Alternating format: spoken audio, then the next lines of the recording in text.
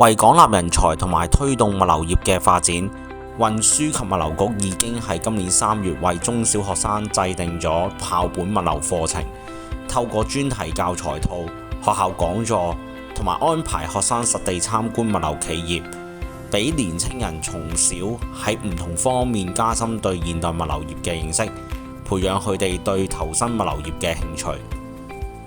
預計有關教材套將於今年第3季推出，歡迎學校掃描以下二維碼瀏覽校本物流課程手冊，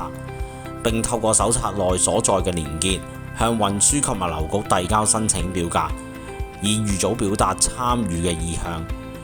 與此同時，學校亦可翻閱手冊，了解課程嘅其他活動，例如學校講座同埋專題參觀。今次推行嘅項目咧就叫做推動物流發展，透過學生參與和學習資源啦。咁其實佢當中係有啲乜嘢目的㗎？今次嘅項目咧，其實得到咗海運同埋空運人才培訓基金入邊嘅物流推廣資助計劃嘅大力支持。咁今次主要目的咧，其實係設計一系列嘅沉浸式嘅活動啦，能夠俾學生體驗最新嘅物流知識，引導中小學生認識呢一個行業上面嘅運作，能夠俾佢了解一個未來升學同埋就業發展嘅未來方向。咁我想問下，今次推廣嘅活動咧係包含啲咩內容㗎？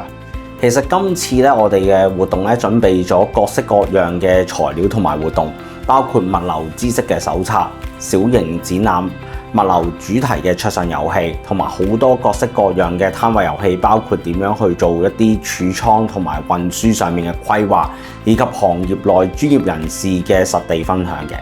咁其實物流業係包括啲乜嘢㗎？物流行業實際上同我哋日常生活息息相關。譬如我哋常見嘅公共交通工具，譬如係巴士、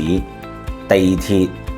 同埋渡輪，亦同我哋物流範疇係好有關係嘅。與此同時，香港嘅機場、貨櫃碼頭同埋物流中心嘅設施都係同物流行業組成重要部分嘅。